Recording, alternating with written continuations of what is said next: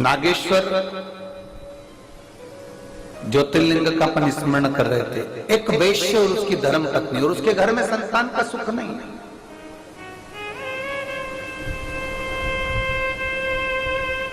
उसके घर में औलाद का सुख नहीं है।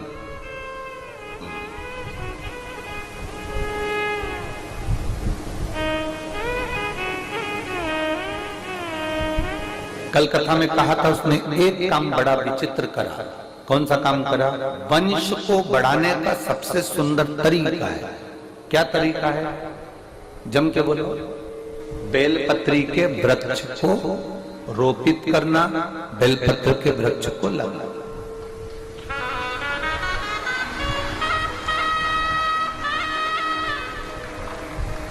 यहां जितने बैठे हैं, जितने आस्था चैनल पर कथा सुन रहे हैं, जितने फेसबुक पर कथा सुन रहे हैं, जितने लोग इस पवित्र कथा का तत्व ग्रहण कर रहे हैं, उनसे एक बात जरूर कहेंगे कि बेलपत्र का वृक्ष, ये जरूरी नहीं कि आपके घर में औलाद है तो आप बेलपत्री का वृक्ष नहीं लगाएंगे।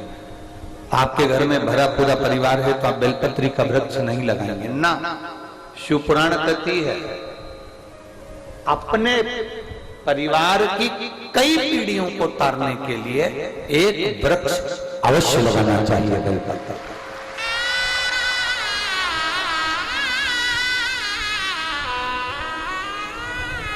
एक वृक्ष बेलपत्र का अवश्य लगा, और इतना छोटा सा वृक्ष नहीं जिसको रोपित कर दिया और बाद में बकरी खा गई। बहुत सारा वृक्षारोपण होता है, बहुत सारा, और बहुत सारे वृक्षारोपण में, बहुत सारे वृक्षारोपण जब होता है, उस वृक्षारोपण में जब वृक्षारोपण किया जाता है तब तो मालूम पड़े बहुत खर्चा भी होता है, सारी व्यवस्था भी होती है, सब कुछ होता है, फोटो भी बहुत सारे खिंचाते हैं, और बाद में उस वहां से निकल कर जाओ तो मालूम पड़ता है वो वृक्ष ही गायब हो जाता है। ऐसा वृक्षारोपण नहीं चाहिए।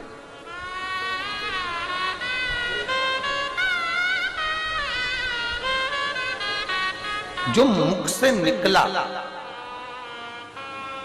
जो आपने किया, वो दिखना भी चाहिए। जो आपने किया उसको दिखाना भी चाहिए, उसको दिखना भी चाहिए। भाई आधार कार्ड अपडेट करा। अब जितना करते हैं वो सम्मुख में दिखना चाहिए। एक वृक्ष लगाओ, 10 लगाने की जरूरत नहीं है। कितना लगाओ? जम के बोलो जरा। एक। पर निवेदन तुमसे इतना सा है कि वो एक वृक्ष तुम्हारा साल में दिखना चाहिए।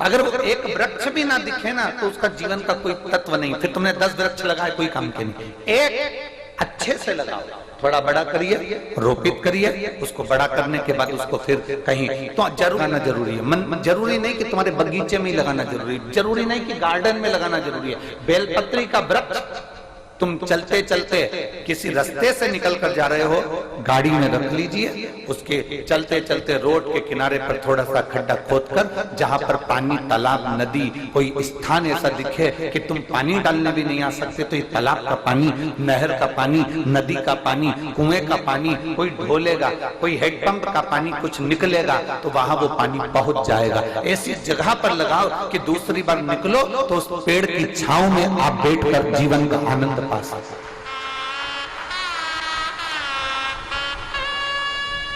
उस वृक्ष की छांव में बैठकर आप अपने जीवन का आनंद पा सकते। कितना सुंदर संवाद है। शिव महापुराण की कथा कहती है देवराज नाम का ब्राह्मण, जिसने कभी धर्म नहीं करा, जिसने कभी सत्कर्म नहीं करा, जिसने कभी भगवान का भजन नहीं किया, जिसने कभी अच्छा काम नहीं किया। ब्राह्मण कुल में जन्म लेने के बाद भी देवराज ने अच्छा कर्म नहीं किया। ब्राह्मण कुल में जन्म लेने के बाद भी देवराज ने कोई अच्छा काम नहीं किया। ब्राह्मण कुल में जन्म लेने के बाद भी देवराज कोई श्रेष्ठ कर्म नहीं कर पाया।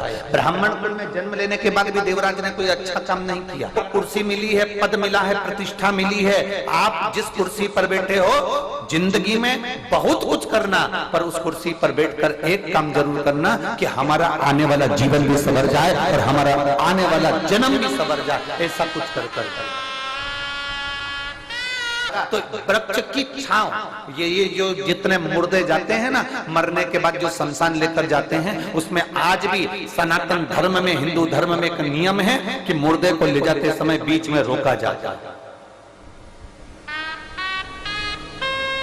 सनातन हिंदू धर्म में आज भी नियम है कि मुर्दे को लेकर जाते हैं, शमशान लेकर जाते हैं तो मुर्दे को एक जगह पर रोकते हैं। अब दुनिया के लोगों को तो मालूम नहीं कि क्यों रोकते हैं, पर उसका प्रमाण शिव महापुराण के अंतर्गत आता है कि देवराज बेलपत्री के वृक्ष के नीचे जब रुका चोरी का धन ले जाते समय, बेलपत्र के वृक्ष के नीचे रुकता है तो उसके प्राण छूटते हैं और शंकर भगवान उसको कैलाश लेकर चले जाते हैं। ये शास्त्र संबद्ध का स्मरण करता है, ये हमारा शिव पुराण कहता है। इसलिए मुर्दे को भी बीच राह में बेलपत्री का वृक्ष देखकर थोड़ी देर रोका जाता था कि कैसा भी पापी जीव हो कम से कम बेलपत्री की छांव पड़ेगी तो तर जाएगा, इसलिए उसको रोका जाता।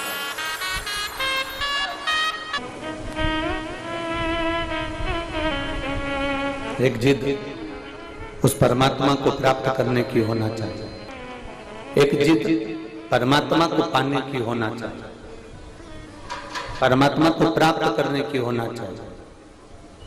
और जिस समय आप भगवान को पाने की जिद पकड़ लोगे, आप परमात्मा को पाने की जिस समय जिद पकड़ लोगे, उस समय परमात्मा को तुम्हें दर्शन देने के लिए आना ही पड़ेगा और तुम्हारा दुख मिटाने आना है।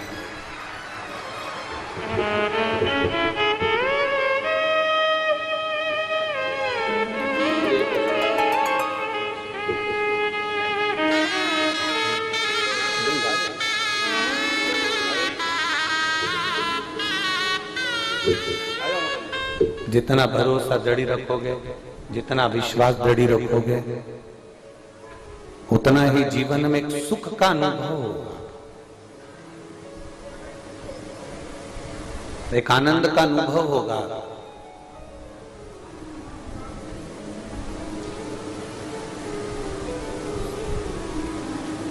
कभी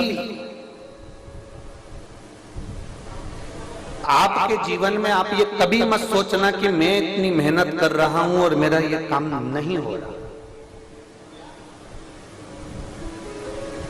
कभी मत सोचो कि ये नहीं हो रहा।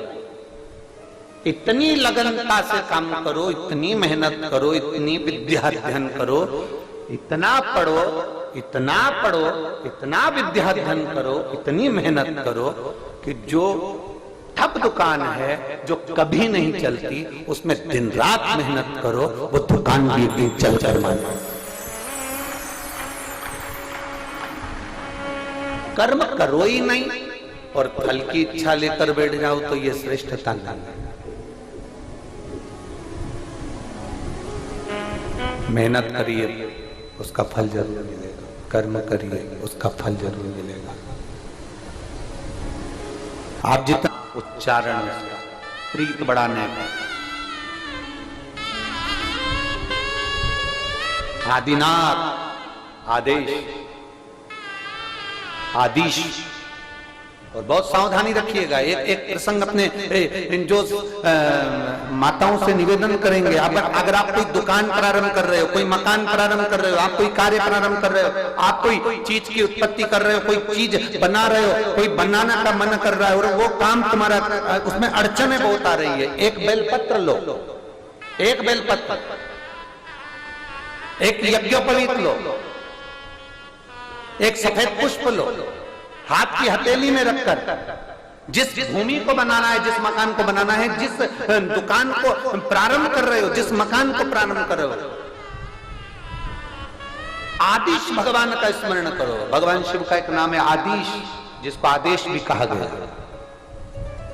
और आदिश महादेव का स्मरण कर कर हाथ में रखकर उसको शिवालय में पहले अपनी भूमि पर खड़े हो, जगह में खड़े हो, दुकान में खड़े हो, जिसको प्रारंभ कर रहे हो, मकान में खड़े हो, जिसको प्रारंभ कर रहे हो, और हथेली में रखकर उसको शिवालय में ले जाकर समर्पित कर दो। जिस दुकान को तुमने चालू करा है वो दुकान जिंदगी में बंद नहीं हो सकती, वो आगे बढ़ेगी। आदिश महादेव का संबोधन ही वो है कि प्रारंभ कर दिया, फिर उसका अंत नहीं, प्रारंभ ही है।